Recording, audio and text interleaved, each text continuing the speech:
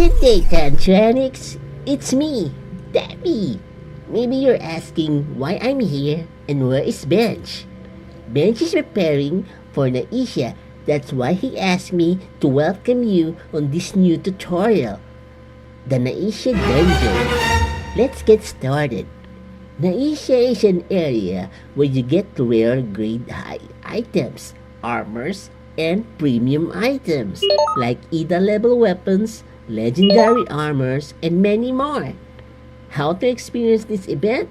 First, go to the Tantra website and by using your favorite browser and type in tantra-online.com and look for the event schedule located at the left side of the screen.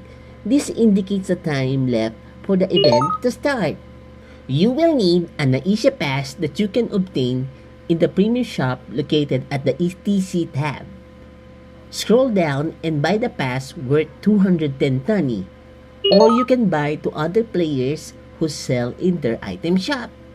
Next thing to do is prepare some health rejuvenating items and resurrecting items to help you finish the dungeon with ease. Now, let's go to Bench, who is about to start the Naisha dungeon. Thank you, Devi. And control your pet food intake. You're getting bigger by the time. As my beloved pet will say, I'm waiting for the GM announcement. Naisha Dungeon is open. You can only use the Naisha Pass if you're in any part of Mandara area. Right-click the pass and you will be teleported on the gathering room. You can set up a party or set up your skills. Reminder, you will only have 1 hour to finish the dungeon. Go downstairs, then you will be teleported on the first room. In the first room, you will encounter Enaya. This mob drops a book of darkness and the letter N. You will need 10 pieces of book of darkness and 1 piece of letter N. You don't have to kill all the mobs inside the room. You just need to collect the requirements and start clicking on the kala so that all mobs will instantly die on the first room. 2 Naisha Sultan General will appear on the first room, but I recommend to kill them later if you still have time because they have a large amount of health. The door will open on the north side of the room. Entering the second room, you will encounter a Ranya. These mobs drop Book of Light, and you will need 10 pieces of this item and also 1 piece of letter A. Same as the first room, you don't have to kill all the mobs inside this room.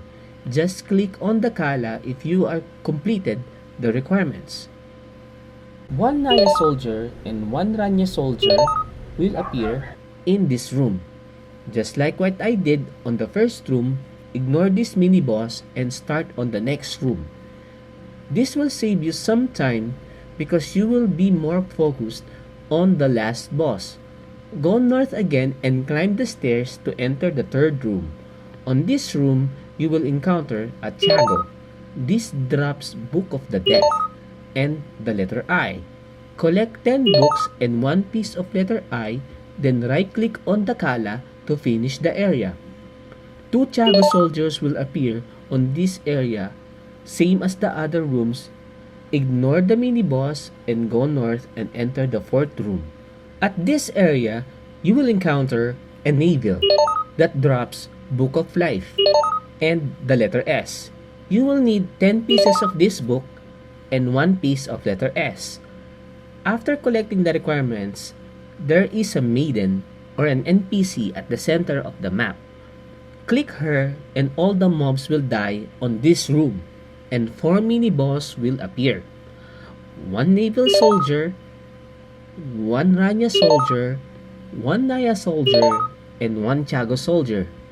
By the way, the reason why I'm ignoring the mini-boss is to save time. You can still decide on your own if you plan to kill the mini-boss before you enter the next area.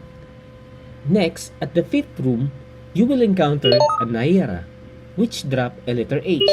Just collect 1 piece of this letter and all the mobs will die after clicking on the kala. Go north side of the area and a door will open for the boss room. Entering this room, you will see a center kala. Remember that we collect 10 pieces of 4 different books: life, darkness, death, and light, from the first room up to the fourth room. You will need these books to make the boss appear. Click the center kala if all the requirements are complete and the following boss will appear: Inaya Commander, Eranya Commander, Evil Commander, and a Chago Commander. This boss drops the legendary items, Ida weapons, premiums, rupias, and other high-grade items. If in the event you still have time remaining like we did, go downstairs and go to all the mini-boss that you have left behind. They also drop premium items but no equipments like armors and weapons. Tip! If you had a chance to complete the word Naisha, go to Mandara Horseman Rahul and exchange it to get a random armor and a weapon. So this marks the end of this tutorial. Again, I'm Debbie saying, have fun leveling up in Tantra.